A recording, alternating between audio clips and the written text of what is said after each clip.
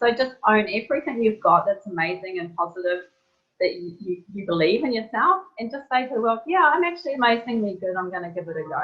If you don't give it a go, you'll never know. Simple as that.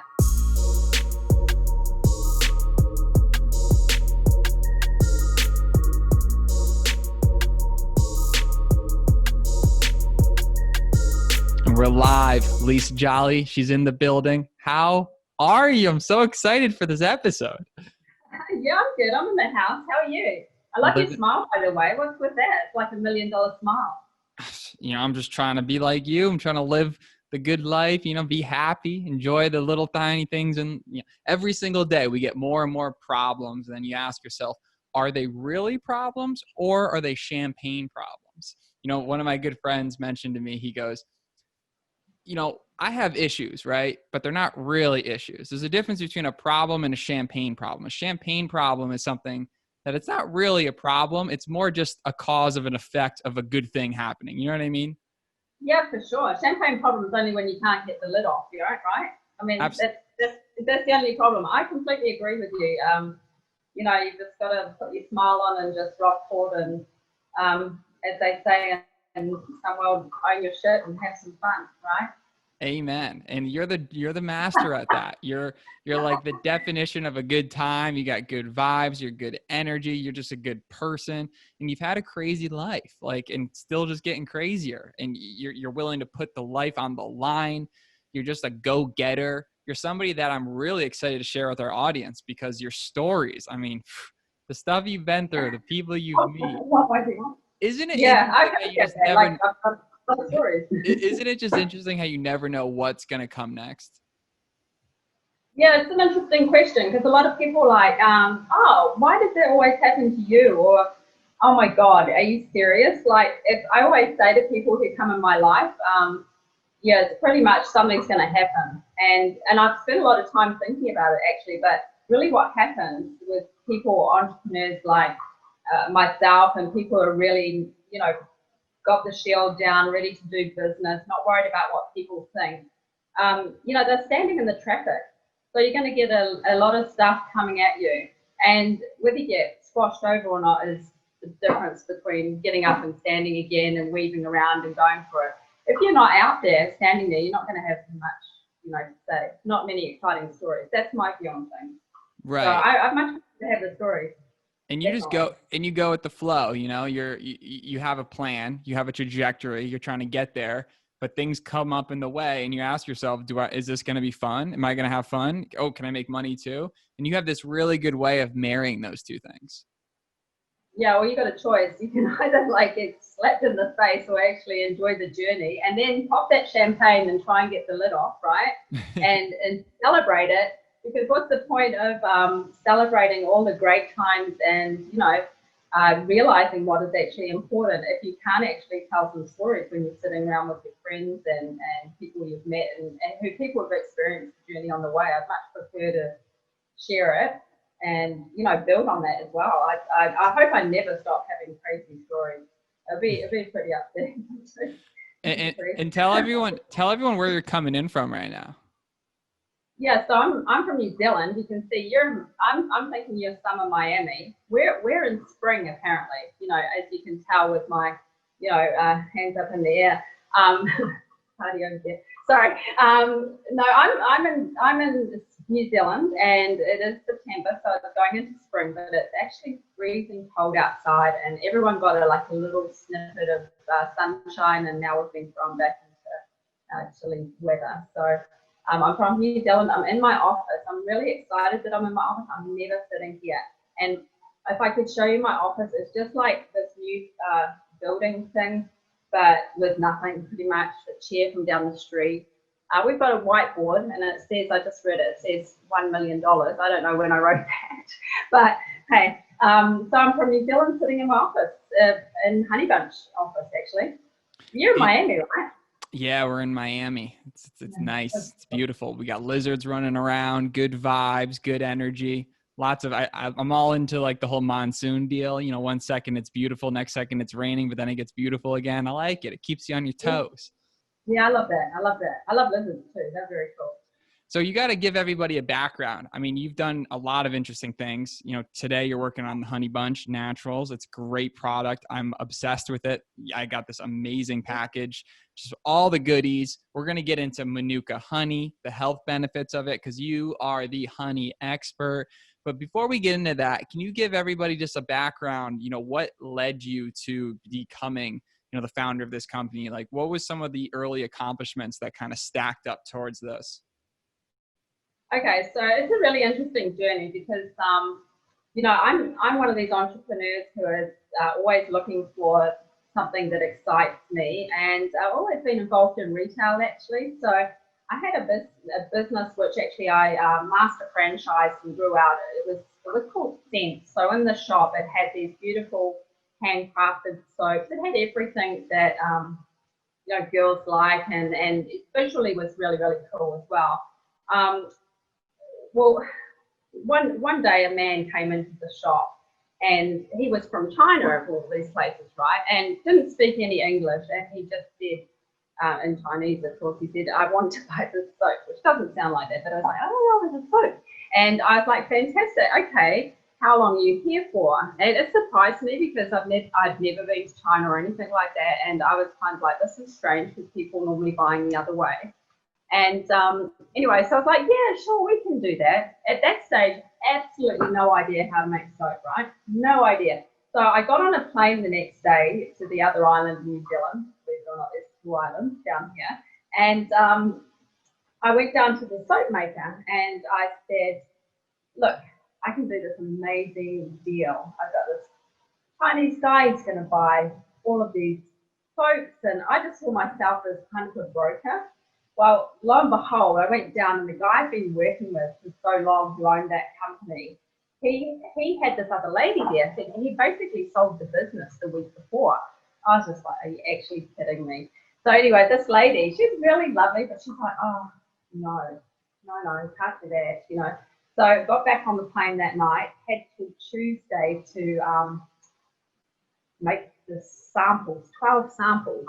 So, you know, I opened a few bottles of wine, got it. I paid this person. I looked online and I said, look, I can learn to make soap. So I went across town the next day, made all this soap with this lady, came back, made all these samples over a few bottles of wine with the neighbours and submitted them into this guy who left to go to China.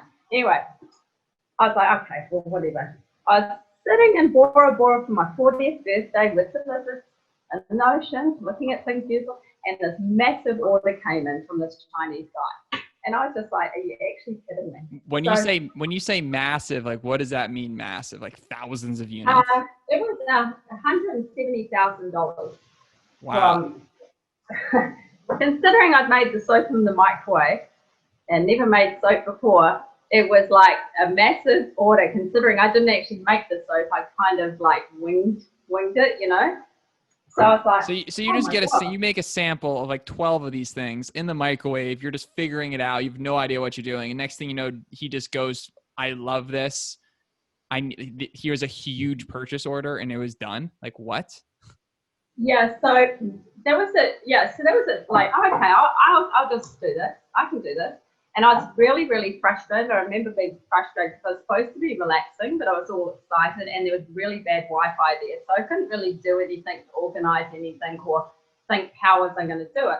So what I did when I got home is I bought 8 microwaves, and I think it was about 5 tons of soap in my kitchen. Nearly killed myself.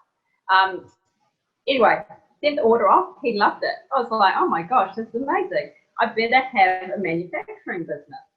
So I started this little garage. I actually went from microwaves to barbecues because I blew up all the microwaves. And I said to a couple of my retail people in the stores, I was like, hey, do you want to be a production manager? Do you want to be a specialist something? And they're like, yeah, okay. So we got this garage, shifted them down the road. Long story short, the lady who bought the business from the original guy, she rang me up and was like, oh, do you want to order? And I was like, well, I actually don't need to now because I kind of learned how to do it.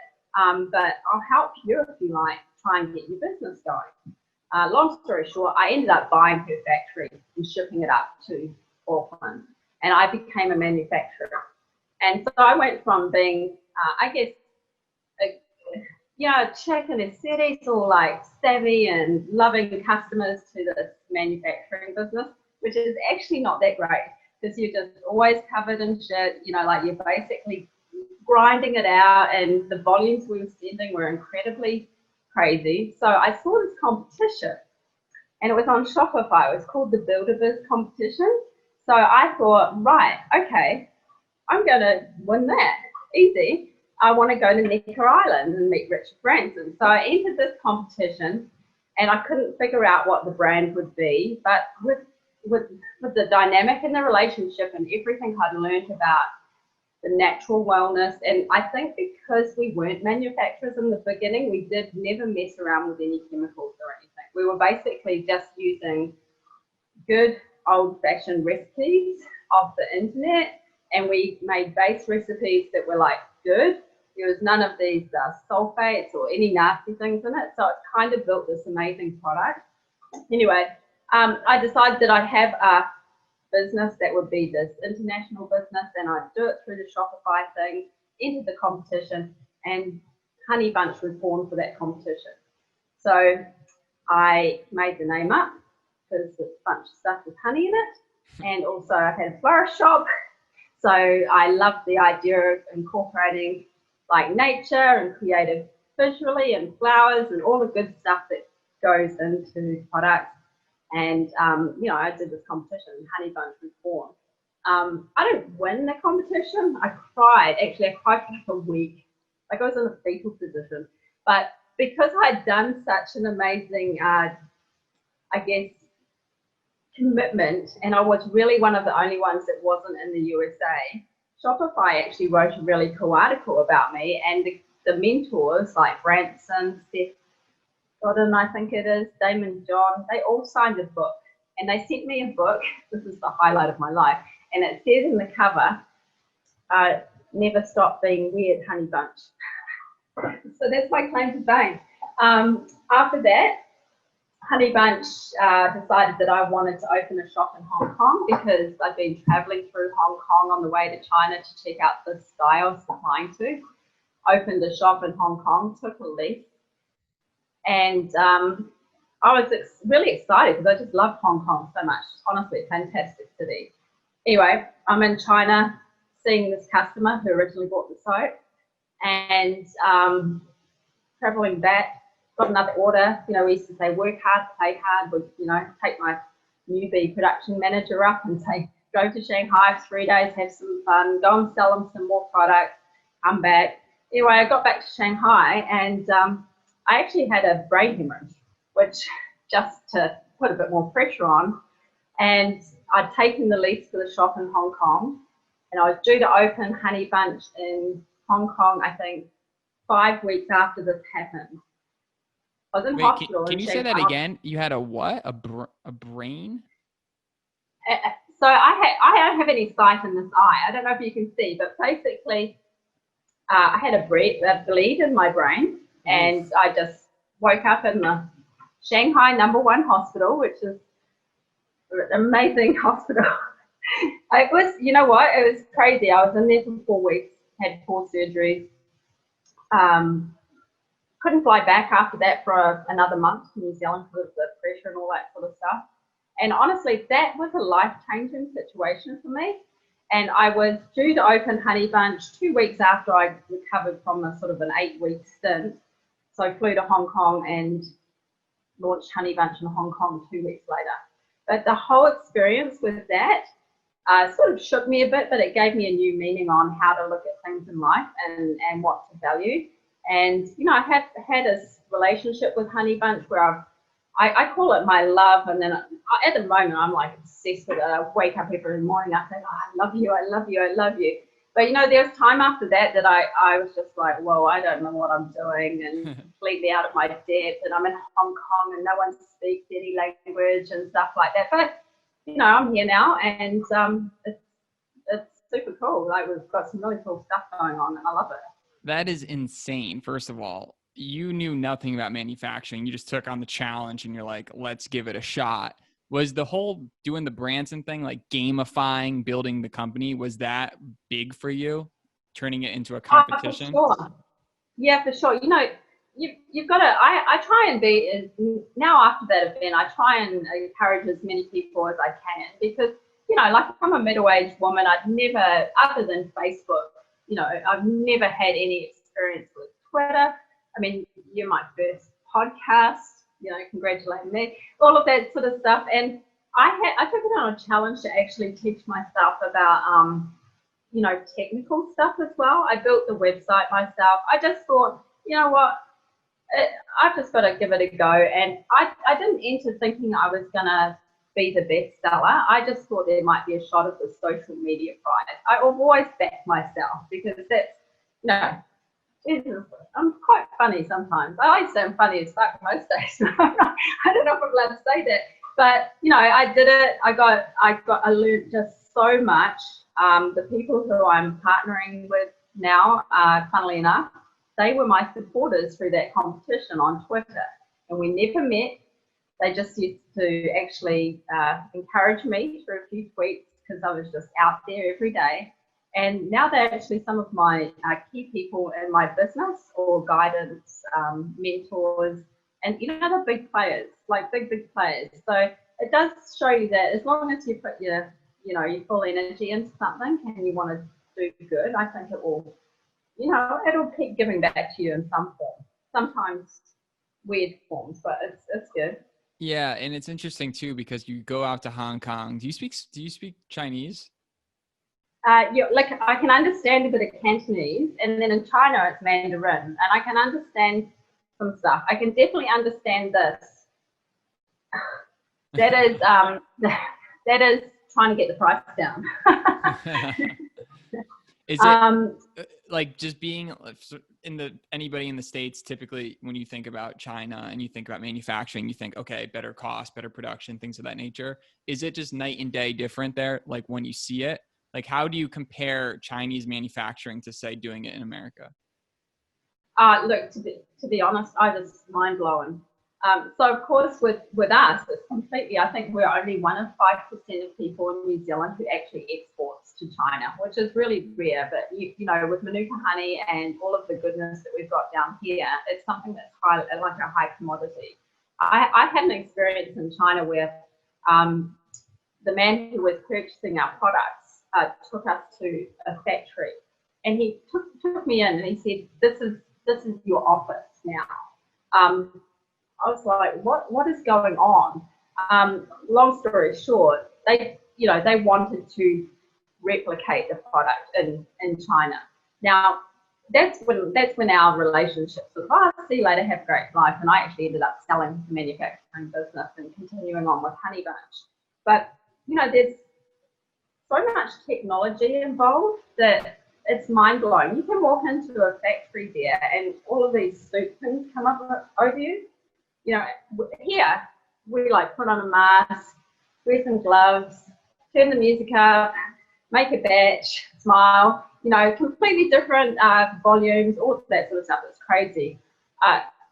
Mind-boggling stuff. It's a completely different world. One thing that's like so tough, and it's not if it's like your cup of tea, people that are in operations and product, they love this, but some people it just destroys them. And it's this branding, like building this box, getting the box down, making sure every time the box is filled, it's filled perfectly and properly. What has that experience been like for you? Is that give you nightmares, or is that something that's very rewarding? Or what tips would you have for somebody that's looking to create a product that you are outsourcing and you want it done right? Well, actually, I'm too afraid to outsource now because, the repercussions of having such a strong online voice with your consumers is something that will keep you up at night. So you have to either really, really fully commit to delivering a brand or a box the exact way you want it. Yourself controlled. I've been in both situations with several brands, one with fulfillment centers and one with ourselves now fulfilling boxes. The difference, like this morning I woke up and there was a lovely message from this customer. She said, I ordered a box. This is from the States, and we ship from New Zealand. So, you know, it's pretty big effort for us to get them out the door and get them to the US. And she said, you know, I just want to say that I sent this to my teenage daughter. You know, she's a teenager. She's having a bit of a rough time at the moment. She got the box and she just couldn't believe that you wrote her name on it. And I have these little photo cards that I change, and I, you know, say thanks for diving in with Honeybunch and stuff like that. I personally take the time to write a note to every person who orders off us, and that's something that you can't replicate with a fulfillment center without massive costs, and also knowing that actually someone cares about your brand. But for me, it's very rewarding getting that feedback back from customers. I think in the last 2 weeks, we've only been online pretty much, I think, 6 weeks, maybe 2 months. And in the last 2 weeks, we've had 66 5-star reviews. Like, for me, that's massive. Like, that takes a lot of effort for a customer. I don't know if you get the same. So word of advice, you have to, if you're going to build a company that's got emotions and you actually want to do more than sell products like our company does, I mean, it sounds cliche, but I get more rewards from actually have people having a nice experience, like enjoying themselves, putting a smile on their face. I believe, one thing I do believe after dealing with Chinese people, this Chinese guy said to me, you know, if you do something really, really well, he said it in Chinese, of course, I can't really, but he said, if you do something really, really well, the money will follow. And, you know, I think the advice is to make a commitment of really what you want to do really, really well, and set a path with that and try and, you know, work out if you want to involve that emotion in it. It's a choice, definitely, but it can keep you up at night, I'm telling you. Very interesting. And when I think of honey, right, I think of, like, most people think honey, you know, put your honey on your oatmeal, you got the honey, you got the bees. Honey can be used in many ways, shape, or form. Tell us about honey. What's the deal with honey? How is it so special? Like, what have you learned about honey throughout your life doing this? Yeah, okay, so honey is obviously, as you say, it's honey. Until you start understanding a little bit better, we work with Manuka honey, which is like only in New Zealand and Australia. New Zealand, I'm half and half, so I can say it's in Australia, it's in New Zealand. So, but anyway, it's a little tiny white flower that the bees actually have to fly and pollinate to get Manuka honey.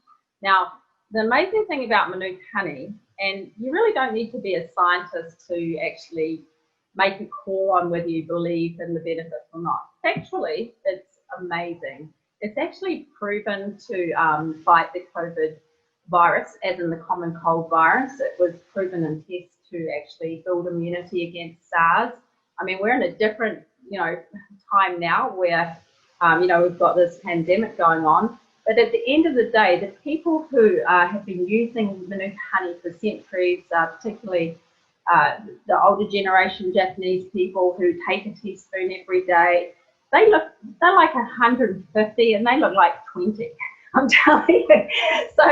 So as far as wellness is concerned, it's just got so many amazing benefits that you can actually ingest. But then, you know, if you've got acne and you chuck a bit on, or you've got a breakout, you want to do a bit of a facelift, or just slap that honey on, baby, and you're good to go.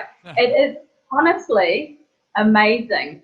And some of the exciting things, even with you know, going a little bit further than the Manuka honey, you've got bee venom. I mean, there's just been massive research, which we're really interested in as a company, that bee venom is actually helping, you know, women with breast cancer.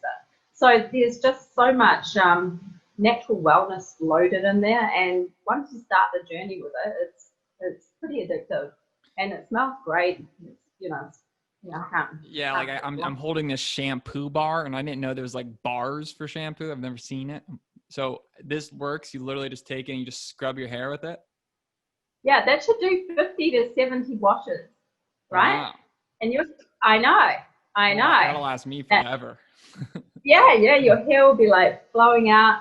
No, it'll be fantastic. No, honestly, that's a great product. And if you talk about hair care and scalp and everything like that, then Manuka honey is fantastic for that.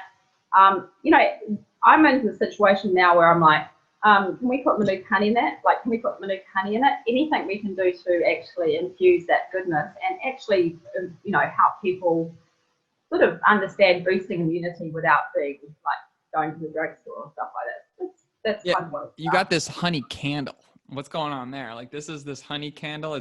I'm just like blown away by this. Oh yeah. So that's honeycomb. So we press it in sheets and then we roll it up. And, you light it, obviously. Don't light your house on fire or anything like that, but stick it in a pillar thing and light it. Smells beautiful. It's just all natural, completely naturally rolled by the girls downstairs rolling honey candles. So you could light this candle and just like any typical candle, and it just does it get wax? Like, what is it? What happens? It goes inside, so it just burns down. Like, obviously, if you've got a taper candle thing, or you can stick it on one of those like sticky uppy things. Sticky uppy things, yeah. Get your bath going, get your shampoo bar going, and you're good to go. Yeah. That's awesome. Take the moment. Take the moment, I guess. Take the moment. It's part of take the moment. You deserve it. No, it's really cool. The whole brand, just be yourself. That's awesome. Do your own sting. It's all, you are your brand. You're one big smile. You're just a happy person, and you put a smile on people's face. Like when I got this, I got all these, you can tell you put a lot of effort and time into all the little shareable things that come with it, right? Yeah. It's really nicely made and created. It's a really beautiful thing. But now that you've built this great foundation, the company's going, where do you see the challenges today to take it from where you want to be here to 10x? So that's a really good question. I know really clearly where I want to be. I want a massive company, like a really big company. I want to be in all the great wellness stores like Whole Foods. I'd love to design something for Trader Joe's, all of these really amazing companies who have quite, I call it important banned ingredients lists, like that you have to actually meet a criteria to get into these stores. So I definitely see us as a household name. I want it to be an affordable, fun name that you can go to the supermarket and grab, get your lip balm on or get your shampoo bar on. And that's starting to happen. We're getting into a few stores now, which is really, really cool. It's definitely been difficult and challenging with being here in New Zealand, literally being able to push that forward, hence the online. So for me, online business, you know what? I've got a big goal in mind to be delivering these bundles all throughout the world and pushing forward with that and just going into different countries. We've recently just launched our Japan website, completely in Japanese. I don't know what it says. It says the same stuff as the New Zealand one. We're getting orders through there, and I really want the brand to be, sounds so cliche, but I want it to be a feel-good brand with wellness. I want it to be Manuka Honey as a branding situation in New Zealand itself. They've got some amazing companies, but they're all very sterile and very medicinal. So I want to be the disruptor that's like, that crazy honey bunch, but it's such good product. It's such a good product. God, it made what are they doing now? Like, what is she doing now? What is that? Like the shampoo bar. For you to ask me what is that, that makes me think, yeah, we're on something really good. So the more of that would be the better. After that, it's build to sell, I think, which is realistic if you're going to be talking honestly as an entrepreneur. Look into really, really investing some time and money into things I'm very passionate about personally. Trophy hunting, definitely want to stop that. And then do the next thing, I guess. But at the moment, I'm just all loved up with it. Oh, you got your phone. It's your honey bunch. We're getting a honey bunch. Yeah, I think the whole idea of beekeeping is a really interesting hobby too, right? Like that's like one of the biggest issues going on in the world. We don't have enough bees. Bees pollinate the plants. Plants give us oxygen, grow our crops, the whole shebang. It's a huge industry of people that are getting into beekeeping. But I found this interesting documentary about how, I believe it was in China, they were underselling basically honey that wasn't real honey, and they were cutting the market like crazy. So if you were selling honey, any typical person, maybe it sells for $2 a gallon. That's just, random number. Yeah, They were selling it for $1 a gallon, and it was just killing people. Then it got exposed as not being super legit. And it's crazy how these products can just get tweaked just a little bit, and people can make mafia money on something like honey. Yeah, it is crazy. We actually, it's interesting you say that. I mean, I should have mentioned this earlier, but we just actually bonded or partnered, like officially partnered with BeInformed.org, which is non-profit in the US. And they are, honestly, they're the most amazing people. They are a non-profit organization who are promoting the well-being and health of honeybees and educating not only beekeepers, but also the community, what you can do to increase the bee colonies, etc. And honestly, that's so much fun because they're always out. You can never get a hold of them. They're always out doing some bee stuff. But it's very factual, and it's actually very important for us to understand exactly everything you said. So with the wellness and the happiness and all that, there does come a balance of a scientific or a factual situation that we want our brands to be recognized with as well. We just don't want to dilute the fun, because where fun doesn't mean we take that, not seriously. For us, it's really, really cool. So we've done this thing. So we've made the Be Informed bundle. I'm going to tell you about that because they deserve to get as much help as possible.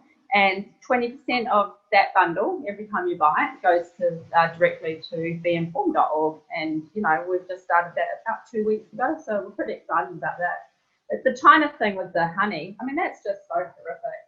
Like, they did the same thing with rice, man. They made paper rice. I'm like, are you serious? Who eats paper rice? I know. They do it with everything. Paper rice and honey. Like olive oil is one of the biggest crazy industries to ever be in. Yeah, it's pretty awful. But, it has to be discussed. It does have to be talked about, I think. Well, it's interesting too, just because it is so expensive. I mean, if you go to Whole Foods and you buy a little thing of honey, it's $12-14 because it's, and I understand why it's expensive. I mean, it's so hard to make honey, right? But at the same time, it's great to see people like you that are taking that raw ingredient and innovating on top of it and doing the whole all natural thing where you can go to sleep at night knowing you're helping people, you're building a business, it's natural, you got the partnership. I mean, you're really thinking outside the box, especially as a small business owner, on really how can you separate yourself. Yeah, that's completely our message and how we want to be seen to be doing things at the moment. I call us the Underbees, like the underdogs, but the Underbees, are full of goodness. We're legit and transparent in everything we do. When it came to presenting to some of the bigger chain stores in the US and submitting into places like Whole Foods and that, we had to make a really, really strong decision straight away to go through their list and say, okay, they don't like this. And then why do they not like it? Okay, well, I get it now. I understand it more. So, we've really defined our company to be a bigger company in the future. And we just don't want to lose the inspiration behind it or the messaging behind it. I want people to actually smile, even if they just buy a lip balm at the supermarket. We just recently have, one of the things that we've done since I started the business in the US was when COVID turned up, we made a decision. We weren't like, wow, we've got a financial situation with money flowing everywhere. Probably why the 1 million is written on my board up there. Is we decided that we would give out lip balms, Manuka honey lip balms, to all of the frontline healthcare workers. And yesterday, I think we've donated around 15,800 lip balms directly to the hospitals. And, we've had people, we just ask them to email us. You don't need to do anything. If you've got an ID that's a doctor's ID or a nurse, or you're helping someone on the front line, email us, tell us how many you're team, and we'll send a lip balm. And the best thing about that is they just send so many cool photos back, and they've got their masks on, but they've got their lip balms, they're doing silly stuff and taking a moment just to have some fun and really smile. And for us, okay, well, we're doing something to help them. They're helping us. So it's been really cool. I've loved that part of it. And meanwhile, as you're building this business, first of all, you got to tell the Snoop Dogg story. Tell us how that whole thing went down. Yeah. Well, I call it the Snoop effect, actually. Recently, well, not recently, a few years ago, I was at LA airport, just staying along, where is it? Where the airport way is, staying along there, going for a little run, ended up sitting next to this amazing dressed African American guy who's slightly older, and he had this big diamond watch on. And I was all sweaty and just like, oh my God, I have to take a photo, So I'm like trying to take a photo like this. Anyway, I couldn't do it without him looking at me, just going, who the heck is this? Anyway, I said to him, can I take a photo of your watch for my Instagram? And not that I'm a blogger or anything, but it's just such an amazing thing. And he's like, yeah, sure, where are you from? And I was like, oh, I'm from New Zealand. And he's like, I've been to New Zealand. And I was like, no way. I was thinking, serious? And then he goes, yeah, I've been to a concert there. And I was like, oh, okay. What concert did you go to? And he's like, do you know Snoop Dogg? And I was like, yeah. No, yeah, I know Snoop Dogg. He's like, oh, I'm cooking at his place. I'm his uncle. Do you want to come to a barbecue? I was like, oh my gosh. I was freaking out at first. And then I was like, is this legit? So I was like, oh yeah, you're staying at this hotel here? Yeah, I'll come along. And he's like, oh, meet me at 7 here or something. Anyway, we swapped numbers. He messages me. And during this time, I'm Googling and getting everyone I know to Google this guy. Like, I'm trying to take photos. Is this a legit, or am I going to end up in some Tim house somewhere, or what's going on? I'm in Inglewood. And he's like, messages and says, yeah, come on, I'll meet you at the gate. And so I get in the Uber, and I never forget. It's about 7 o'clock, 8 o'clock at night. It's quite dark, and it's in Inglewood. Like, it doesn't look like a house at all. And there's this big gate, and the Uber lady, she turned around, she said, how did you skinny white girl get to Snoop Dogg's house? And I was like, yeah, I don't know. Is this actually his house? And she's like, damn, it is, girl. So go in. Anyway, we have this amazing time. It was just like hanging out with family. Got to know the family there. We were grilling around the barbecue. And I said, oh my gosh, you have to sell the sauce. And Uncle Rio, Snoop's uncle, said, yeah, it's my sauce. It's famous sauce. And I was like, well, why don't we bottle it and we'll sell the sauce? And he's like, okay, do it. I was like, okay. So learned how to make a bottle label. I flew to Portland, actually. They flew me up there to take photos of him outside his restaurant and all that sort of stuff. Did that, came home, hired a millennial person to help me design a bottle label, and sold the sauce. And Martha Stewart had actually been involved with that on the TV show. She does a show up there, so they've been on together. So she's on the label, and I'm like, oh, my change of face. Anyway, a few weeks later, I just see on Facebook, this is my business manager, Lisa Jolly. I was just like, oh, okay. Like, what does this mean? Yeah, I didn't tell you this, but I flew to Las Vegas to learn how to be a rep manager, and I decided that I'd go and find a guy called EJ Matthews, who was Mike Tyson's manager and Erica Badu's manager, and he wouldn't actually reply to my email. And then a last-ditch effort, I'm sitting in Vegas in this cruddiest hotel, like $40 circus hotel, thinking, oh my God, what have I done? How am I going to know how to do this? And I messaged him, I've got donuts and coffee, just give me 5 minutes. Next thing I know, I'm like in this Bellagio VIP suite with this guy, and he's like, yeah, you want to manage these people? And these people turned up, and they signed a contract and said I was the manager. And anyway, now I'm managed after all of that and kept in contact with everything. I've done a tour to New Zealand and Australia with Uncle Rio and the rec squad, the nephews. So officially now I'm still the manager of the rec squad, and they're in Mississippi, and they're the best rap people in the world. So yeah, I've spent a lot of time. Did you say is it Brick Squad or Rick Squad? Rec, REKK squad. I'll send you Nice. some links. Honestly, it's really good. We Yeah. had this thing where we recorded a few songs at Snoops House, and uh, because I was like the manager person, I was supposed to be doing that. So I wrote this song on this napkin. Had a few cosmopolitans, wrote a napkin with some friends. Went the next day, gave them the napkins. We did this song, did it at Snoop's house, did it with Rio. It's actually had about 100,000 something streams on Shopify or whatever, Spotify. And now I just help produce. I just help them really. I just like to help them. I love the music. I love the family. They're really entrepreneurial people, which is fantastic. So anything goes. If you've got an idea, you can pretty much have a discussion about it, which is really cool.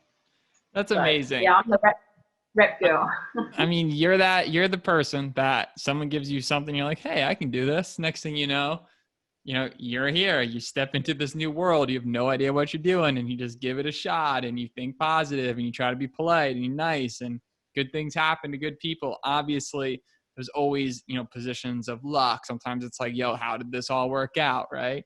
And then there's Yeah. other positions of, if you don't act on luck, you'll never ever actually get lucky. If you don't put yourself in a position to get lucky, then it's like doing this podcast. If we don't do this podcast, then there's not a position or a chance that it ends up blowing up and becoming one of the largest podcasts in the world. You don't know until you just start sending it out and start putting it out. And you're the perfect example. You meet someone, at the airport, next thing you know, you're getting an invite to Snoop's house. You realize they're all just really nice, normal people.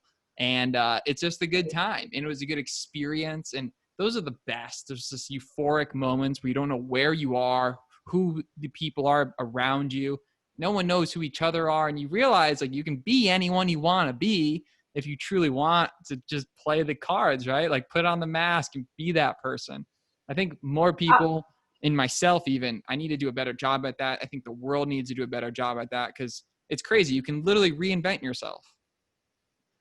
You can. Honestly, the stories that I could tell, which has just been purely from taking the time to talk to the person next to you or actually listen to them, is unbelievable. Like it's not actually luck. It's actually just giving a shit about the actual people in your life or who are around you and taking the time to actually learn something. I mean, that's why I love travel and I love to build my brand to be able to go different places. I mean, hey, I was actually Bill Clinton's florist, by the way. That's another story, but we'll have to have another 2 hours of podcast for that. So, I mean, you get these opportunities because you're not afraid of rejection. We're all just people at the end of the day, and we're all just trying to do our thing and have a good life. And I mean, Snoop's family is honestly just such an amazing family. And if you talk entrepreneurs, he's it, man. I'm telling you, he is longevity, creative, clever, super witty, and just such nice people. Like the whole family, they're really, really, really, really cool people. Really So great. if you could go back in time and know everything you know now, right? And you could go back in time, maybe like right out of college or just around the age of like 21, and you could have told yourself, one, two, or three things that would have saved you a ton of time, money, heartache, headache. And, the best answer is, I wouldn't have changed anything and made me who I am today. But that's no fun. So if you had to go and say something, what would you say to yourself? I'd say learn to speak Mandarin. That's definitely would have been something I've done. Don't undersell your confidence or yourself. One thing I think a lot of people do, particularly like myself when you're self-taught, other people come into your lives. Perhaps there's a lot of people trying to sell you advice or encourage you, but really that you can't do it. There's no point selling out for someone else to tell you what to do. You have to listen to your heart and be legit. So I would say definitely don't listen to those people because unless they're in your shoes, who knows. What else would I say? I probably would have Yeah, probably wouldn't have burnt my bridges so much with making financial decisions early in my business career, like being a bit reckless and gung-ho with things. So yeah, I'd probably change that and have a bit more strategy. I've got a really close business person I respect in my life who says, you're amazing, you're the go do it girl. There's so many people who strategize over things forever and never go and do it. So you just need to learn the strategy. So I'd probably spend some time teaching myself a bit of strategy. But then would I have had so much fun? No, probably not. Yeah, other than that, I'm pretty happy with everything, I think. Touch wood. I love it. The go do it girl. Not a Yeah, bad reputation. Good job, depending what you're doing. But I see you're the connections guy, by the way. I just like people, just like humans. Yeah. It's Yeah, fun, me right? too. Yeah, If I can meet you with, like there's this woman, Natalie, at Mind Movies. Like, I feel like you two would get along so well. She created this huge personal development brand out of basically creating a storyboard video of your dreams and what you want to accomplish in life. So instead of having a dream board, you actually create a video, kind of self-programming, the whole law of attraction deal. It's just interesting that you can take something like that and build it into a business. I mean, the big reason I podcast, especially in this space, is I get inspired. I'm selfish. I selfishly want to get inspired, right? And naturally, because I'm so curious, that's why our listeners have gotten more into it, because every time you hear one of these stories, it just strengthens your belief. And you realize, oh, this chick's super normal. She's like me. She says shit. Oh, awesome. Next thing you know, you're out there on Richard Branson's island making moves. So it's really inspiring, Yeah, I'm really, to be honest, if you want to watch this space and do a podcast, I'm going to get to that bloody island. I'm telling you that. Richard, if you're out there, I'm getting to the island because I'm never going to give up. That's one thing I'd say to anyone. Just do not give up. If that's your thing that you want to, actually, it's not even really about, it's about like that selfish thing that you're talking about. For me, being on Richard Branson's island is not about sitting in a palm tree or any, in a pool or anything like that. It's actually knowing that I'd be surrounded by cool, interesting people, entrepreneurs with stories. You could share a bottle of wine or champagne and just have a good old time. Amazing wildlife. Like for me, that would be super cool. And yeah, who else goes to frickin' Necker Island? I'm like, yeah, I'm going. It's gonna happen. That's awesome. And for the people that are right on the cusp of jumping into, say, entrepreneurship for the first time, or a new venture, or maybe they're just down in the gutters, maybe they just got fired from a job, or they're in a transition, or they have life situations going on, or divorce, or I don't know, there's a million things, right? And they're just in the slumps. What would you say to that person that's right on the cusp of jumping into something they think they would love to do? Yeah, I think if anything, the pandemic's definitely said now's the time. You just do it. You really, I think the only thing that holds people back is the rejection or the fear of what other people might think of them if they fail, or look to be doing something slightly risky, or something they wouldn't do. I have a lot of people, middle-aged women, who follow me through a little blog thing I do, and really all that, the only reason they do is because they want to do it themselves, but they just haven't had the courage to take a leap. We've all got these issues in our lives at the moment, and then we've got this pandemic on top of that, and you just have to make a choice about whether you choose to invest your energy into that shitty divorce or whatnot, or you actually say that, okay, right, it's time to regather myself, and I say in Gangsterland, to own my shit, and I'm going to make it happen. I've learned that. That's a great saying. So just own everything you've got that's amazing and positive, that you believe in yourself, and just say to the world, yeah, I'm actually amazingly good. I'm going to give it a go. If you don't give it a go, you'll never know. Simple as that. You got the gangsterness to you. You keep it OG. You're around it. You're around the culture. Wow, there's good and bad things about that, but if you think about the good things, it's almost like you have this self-belief, like you can tell a story and own it. You know, if you think about rap and music or gangster rap or anything like that, that's legitimately telling a story about what's happening in their community or in their lives or whatnot. I mean, it would be really interesting for me to be a rapper and be like, yeah, yo, I'm having a divorce or something like this, you know, like it just doesn't work. So, you know, I try and own it as much as possible because they're just, you know, my guys, I say my guys are genuinely lovely people, and I wouldn't be working with anyone who wasn't a genuinely nice person. So that own your shit stuff works really well. And I just say, own your shit, people. Get out there and just, you know, drop it like it's hot. Drop it like it's hot. With that said, I appreciate you. How can people follow you on social? How can people follow the journey?